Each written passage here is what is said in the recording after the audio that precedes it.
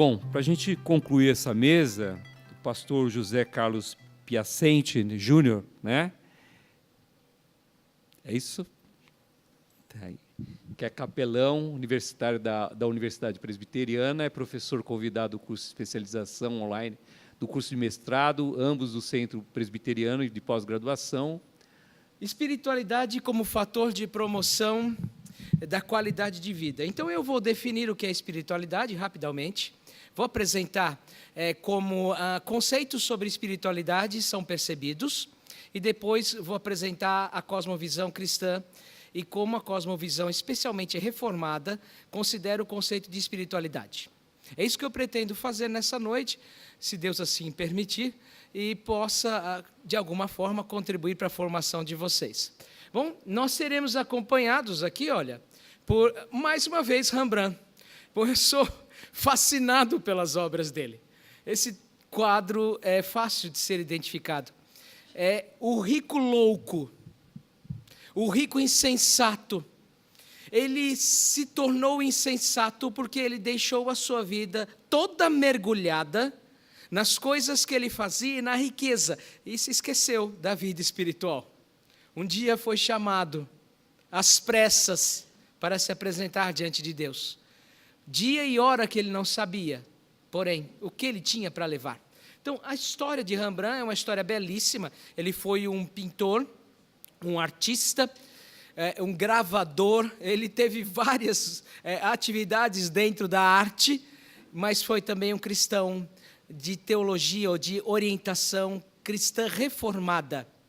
Bom, falando do assunto, então, vocês já sabem que a Organização Mundial de Saúde prevê alguma coisa sobre espiritualidade. Isso não é novidade para vocês. Especialmente esse texto dessa edição e data tratam deste assunto. A necessidade de você ter uma espiritualidade para promover qualidade de vida.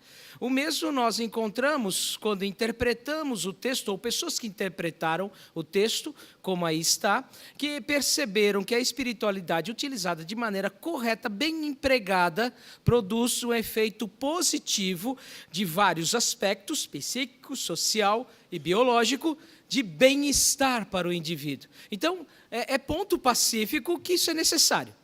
Espero que seja para você.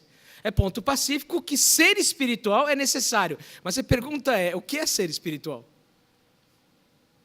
Será que a ingenuidade de uma criança é suficiente?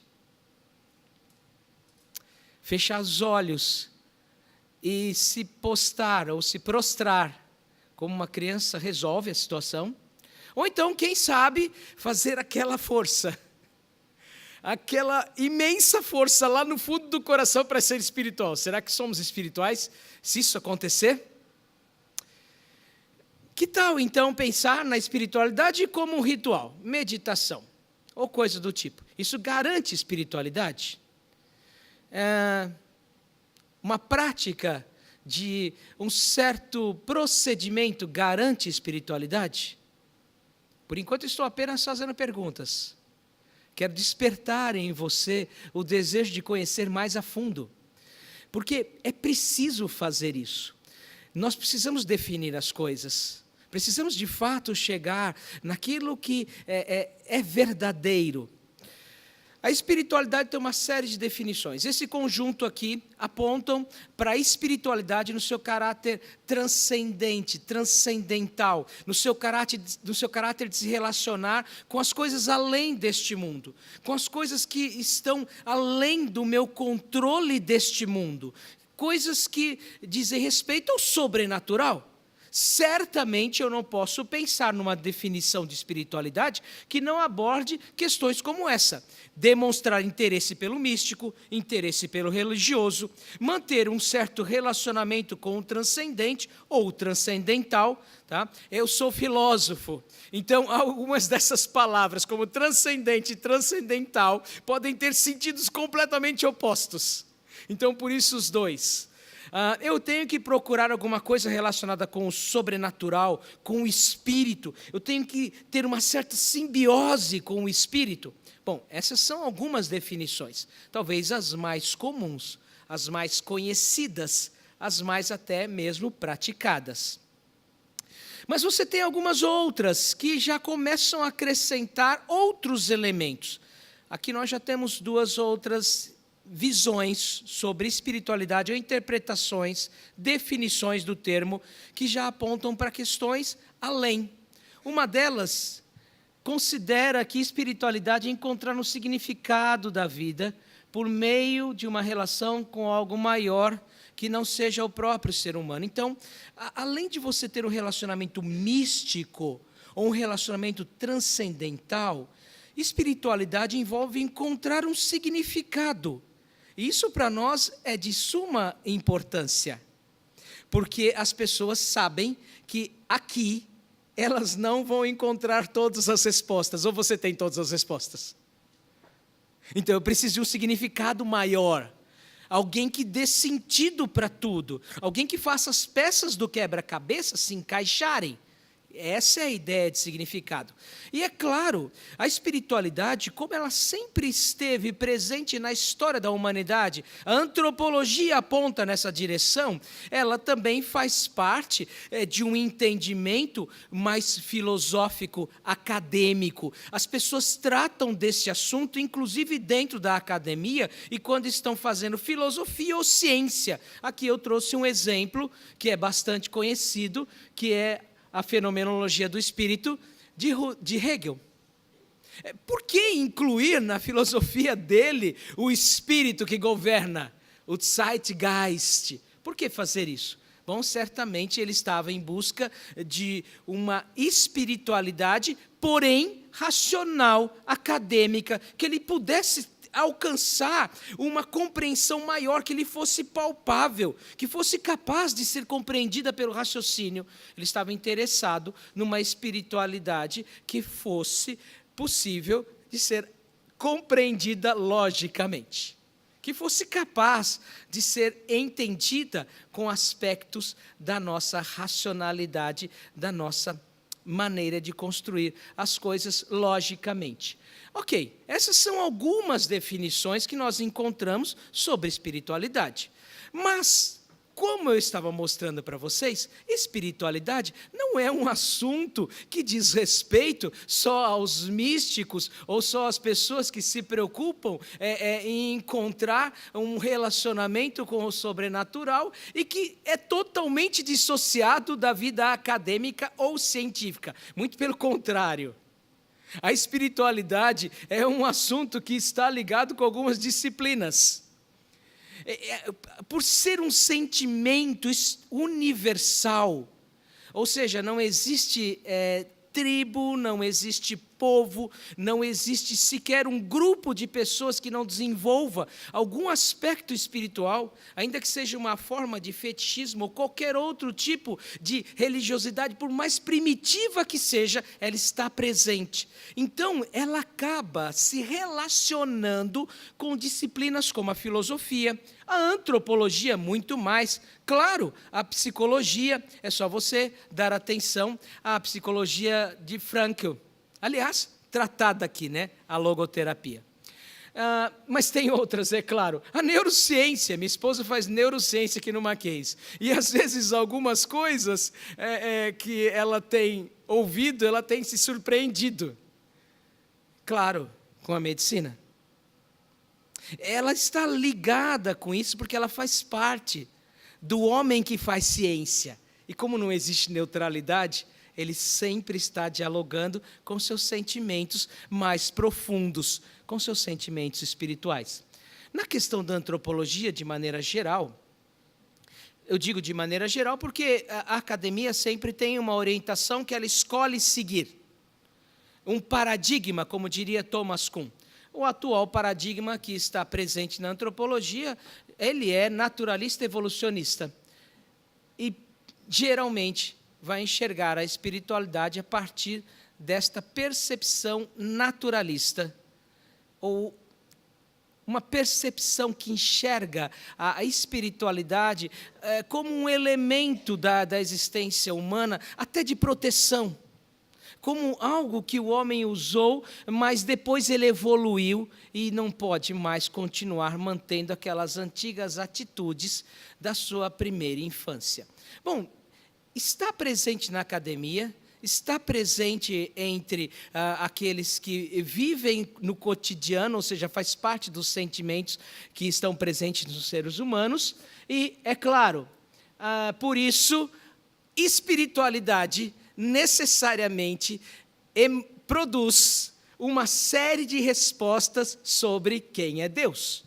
Está presente no ser humano, está presente naquilo que ele faz, quer seja na academia, quer seja na produção científica, quer seja no seu cotidiano, pois ele é um ser espiritual. E por isso, quando nós falamos de espiritualidade, para responder aquelas perguntas que eu fiz no início, espiritualidade é fechar os olhos, é se comportar como uma criança na sua ingenuidade, ok? Na sua fragilidade ou dependência.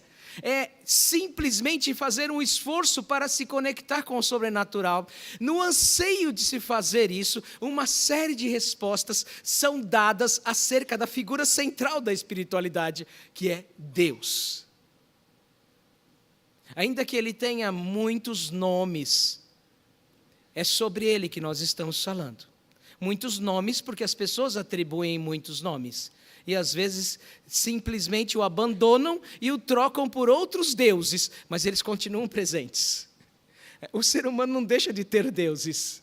Ele pode ter o Deus do dinheiro, o Deus da liberdade, o Deus do prazer, o Deus da independência, o Deus que o leva a fazer o que ele bem entende, o Deus qualquer que ele queira utilizar, mas que ele tem, ele tem. Nós somos movidos por crenças. As crenças conduzem o nosso coração. Motivação é alguma coisa que nós extraímos porque nós acreditamos que amanhã pode ser diferente. Na construção dessa espiritualidade, então nós precisamos responder quem é Deus.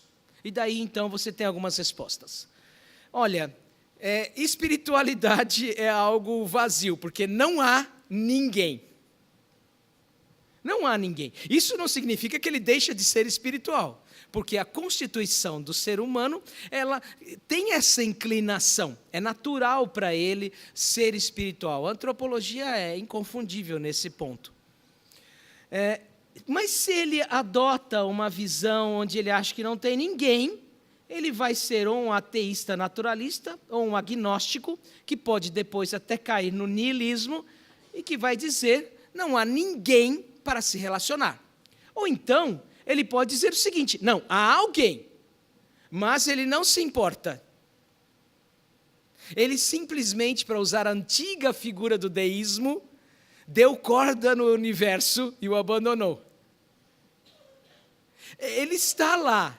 Ele foi o grande criador, mas ele não se relaciona conosco. O deísmo foi uma das inclinações mais presentes na ciência.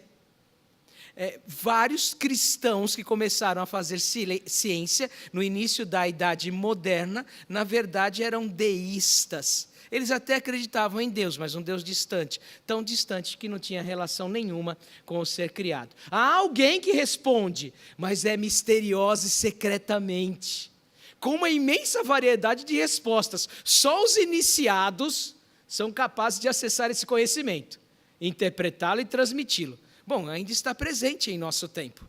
Há pessoas que acham que Deus responde, mas eu preciso ser iniciado.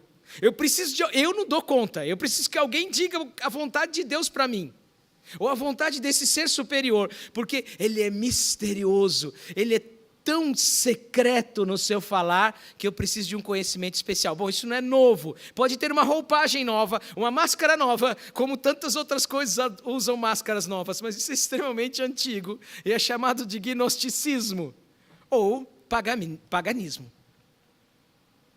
Depois você tem um outro grupo respondendo a pergunta sobre espiritualidade, sua relação com o ser superior.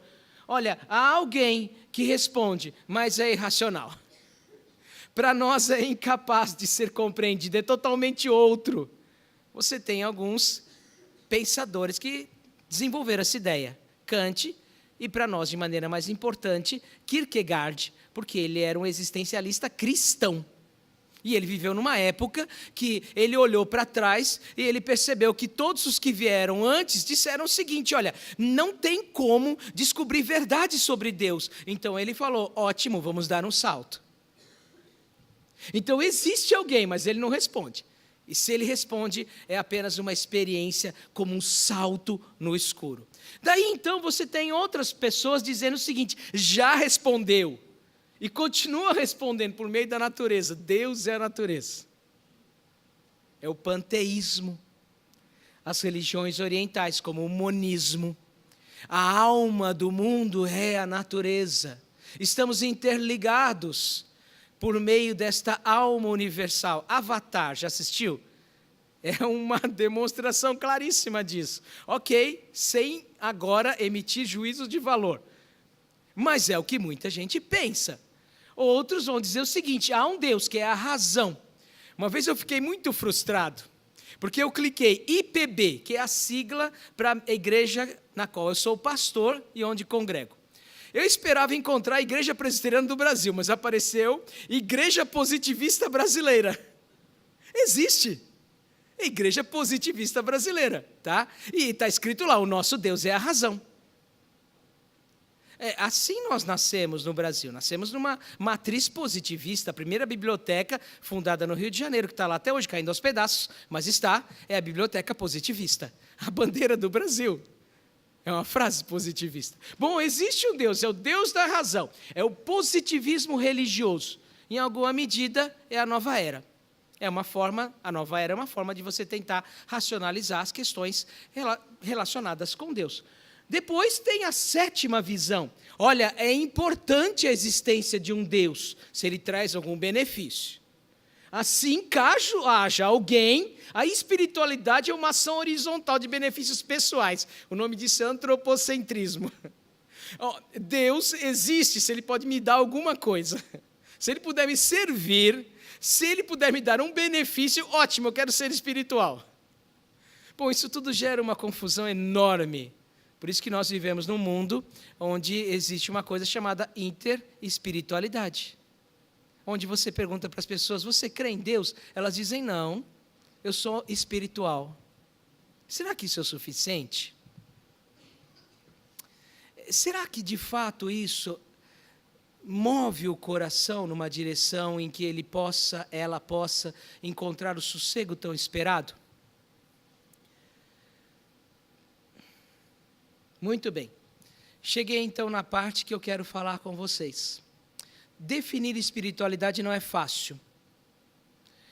Às vezes nós simplesmente falamos do assunto, mas não temos uma definição clara do que é. Quando nós olhamos para o nosso mundo, é fato que nós encontramos um mundo fragmentado. Tem um monte de gente falando de uma série de relacionamentos com Deus. E aí você fica bem confuso, porque você não sabe, de fato, em qual desses se apegar. Porque isso conta. Se você adota um panteísmo, ou se adota um ateísmo, ou se adota uma visão naturalista, ou antropocêntrica, ou uma espécie de monismo, isso conta sem dúvida nenhuma. Se fôssemos apenas para ser espirituais, para quê? Então, Deus teria que se revelar. Isso seria natural em nós. Todos seriam corretos e certos. Eu queria apresentar para vocês, com todo o cuidado e respeito, a todos que têm uma visão diferente, o que seria a cosmovisão cristã reformada de espiritualidade. Por que cosmovisão? Porque é a melhor maneira de definir o que é o cristianismo.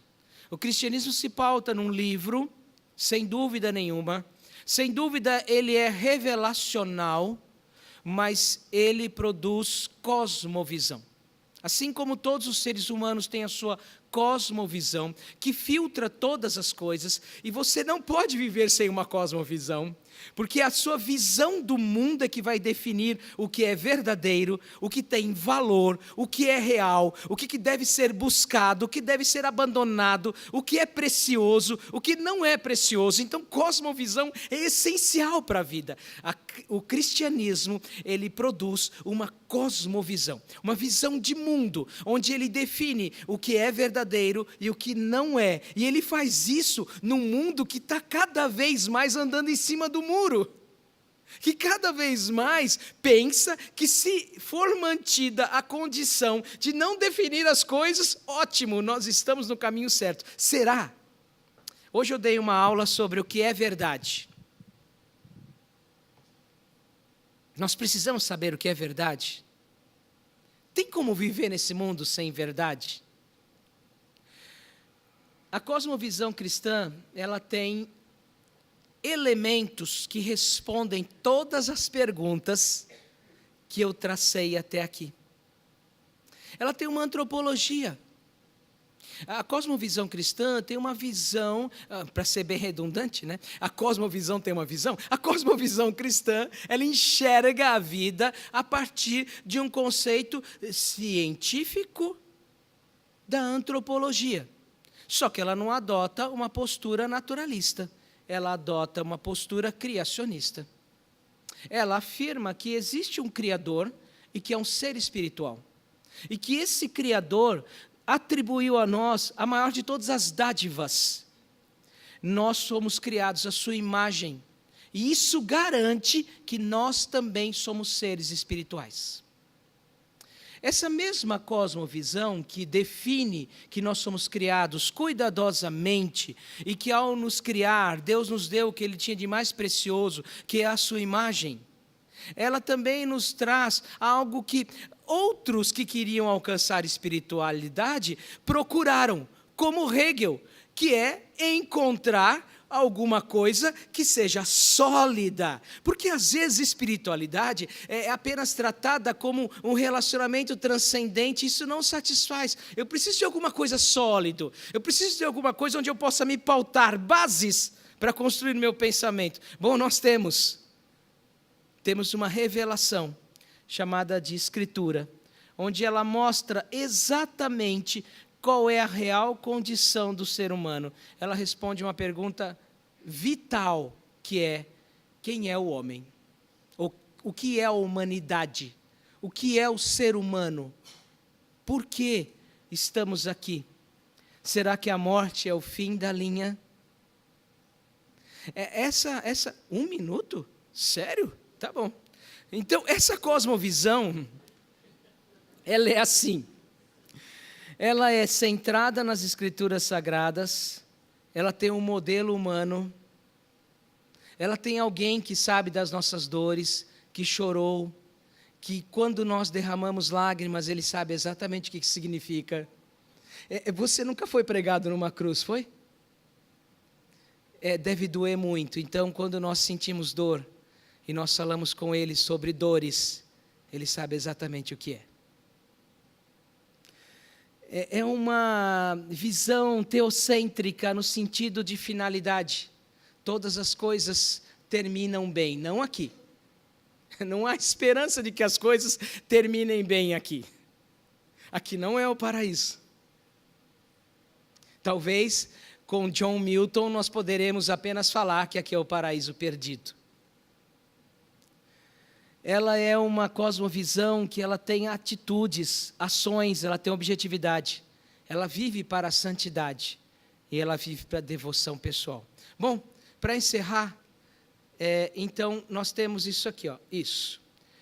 A espiritualidade cristã reformada, ela responde o que eu perguntei no início.